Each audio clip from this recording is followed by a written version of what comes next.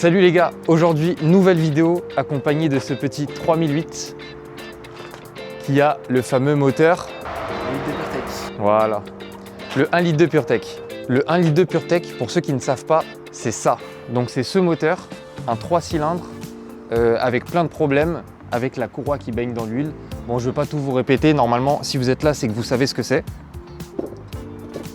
Le souci c'est que la majorité de ces moteurs ont des problèmes de consommation d'huile. Et comme on a vu dans la vidéo où je le démonte et j'analyse, le problème vient des segments qui sont autour des pistons. Aujourd'hui, on ne va pas parler du moteur en soi comme on a déjà fait. Le sujet du jour, c'est le TuneUp 135. Le TuneUp 135, c'est un produit qui est proposé par Stellantis pour nettoyer les segments. Ça, c'est un produit qu'on ne peut pas trouver dans le commerce. C'est un produit réservé aux professionnels. Et d'ailleurs, moi, étant professionnel, j'ai pas pu l'avoir par le biais de Peugeot. Ils refusent de le vendre. En tout cas, là où j'ai demandé, on m'a refusé de le vendre. Donc, je l'ai trouvé sur Internet. C'est un produit qui est dangereux à l'utilisation. Donc, si jamais vous tombez sur ce produit, que vous arrivez à vous le procurer et que vous voulez le mettre, attention. Il y a vraiment des précautions à prendre avant de l'utiliser. Il faut avoir des gants, un masque et moi je ne conseille à personne d'essayer. Moi je suis professionnel et je vous montre aujourd'hui en vidéo, vous puissiez comprendre si ça fonctionne ou pas. Mais si vous décidez de l'utiliser, c'est à vos risques et périls. Donc moi aujourd'hui ce que je vais vous montrer, c'est comment Peugeot met ce produit donc à l'intérieur des cylindres, comment il nettoie le moteur et la procédure officielle. Une fois qu'on aura fait ça, je vous ai préparé deux autres produits. Donc celui-là que j'ai trouvé sur eBay, donc qui est de la marque Verilube. C'est pas un partenariat, c'est juste que c'est un produit que j'ai trouvé qui avait l'air pas mal. Celui-là était moins cher que le TuneUp, on va pouvoir comparer. Donc apparemment la fonction est la même, nettoyer les segments. Et une solution fait maison à base de soude liquide. Voilà, je sais pas du tout si ça va fonctionner. C'est vraiment des expériences pour voir un peu ce que ça va donner et voir s'il y a une possibilité de créer un produit fait maison.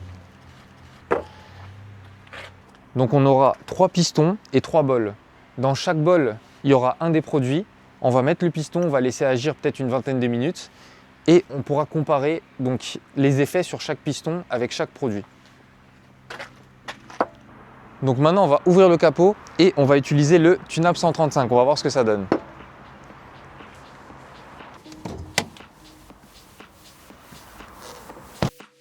La procédure d'utilisation du TuneUp est assez longue et fastidieuse.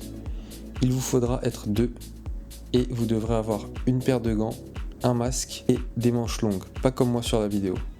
Donc on commence par déconnecter la batterie, ensuite on peut débrancher les 3 bobines.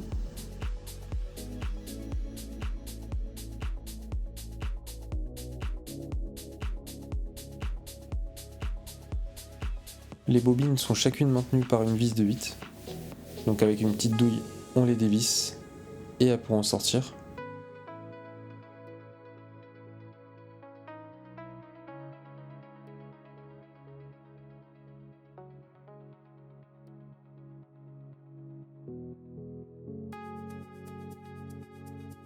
Une fois les bobines enlevées, on pourra alors passer aux injecteurs. Donc ils sont juste en dessous et on peut les débrancher assez facilement.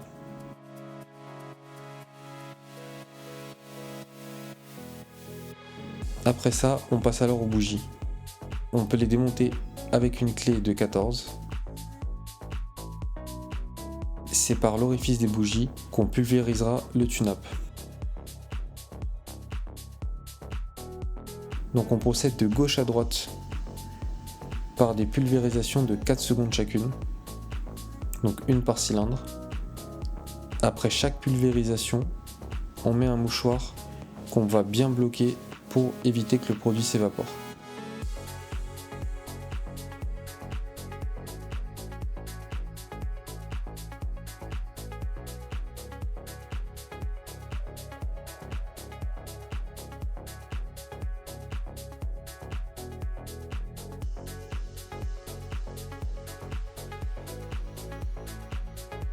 Une fois les 3 cylindres remplis, on va demander à quelqu'un qui est dans la voiture d'activer le démarreur pendant 5 secondes pendant qu'on maintient le plus fort possible les morceaux de papier.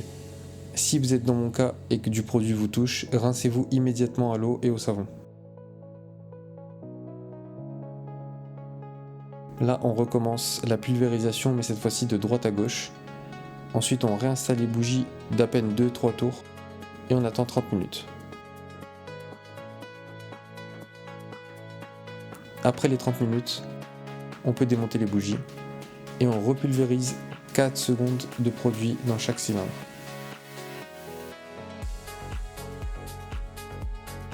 On remet des morceaux de papier pour boucher et cette fois-ci on active le démarreur pendant 10 secondes. Il faut bien forcer pour maintenir.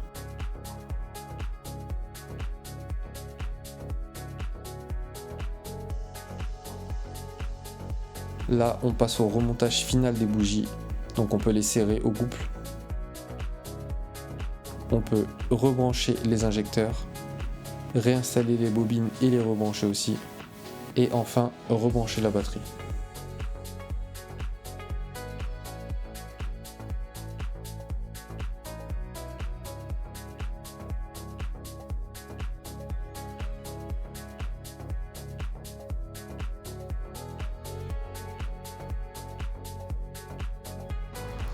Ok, là maintenant on va pouvoir démarrer la voiture. Vas-y Ryan, démarre.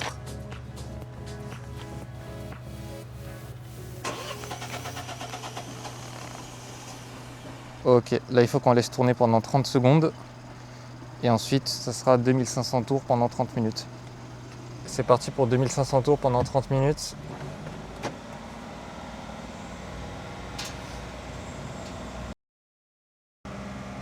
Là ça y est, ça fait 30 minutes, là on l'a un petit peu décrassé et il y a de la fumée partout. Donc maintenant en gros ce qu'il faut c'est refaire la procédure une deuxième fois et ensuite faire la vidange parce que le produit est très agressif pour la courroie de distrib, donc s'il reste dans l'huile il va juste abîmer la courroie de distribution en entier. Et ensuite il faut rouler avec la voiture, voir si ça a réglé le problème.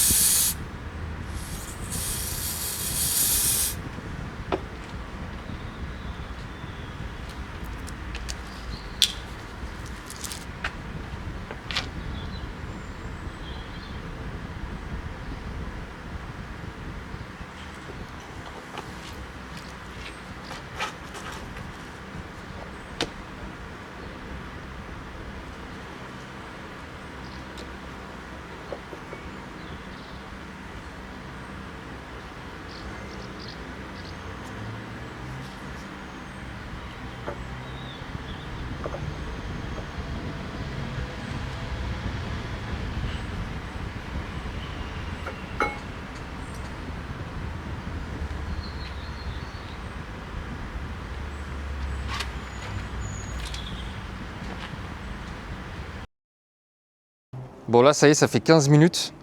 Je mets le masque parce qu'il y a, vous allez voir tout de suite, il y a des petits dégagements là et tout, donc j'ai pas envie de respirer ça. Là, je le rappelle, on est sur des produits qui sont chimiques, toxiques, tout ce que vous voulez, donc moi je prends toutes mes précautions et je ne conseille à personne de les utiliser.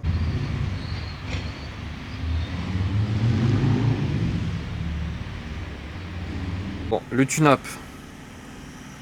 voilà ce que ça donne. De toute façon, on va enlever les pistons juste après. Là, c'est le second produit. Donc, le fond, il a un peu bougé. Et la soude liquide, voilà.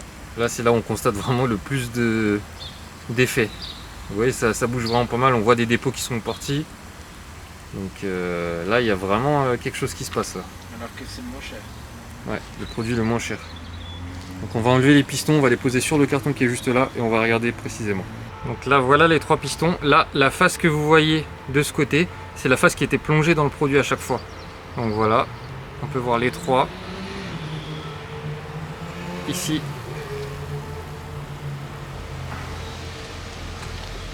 Ici il y a encore une réaction. Et voilà, je vous montre du dessus aussi.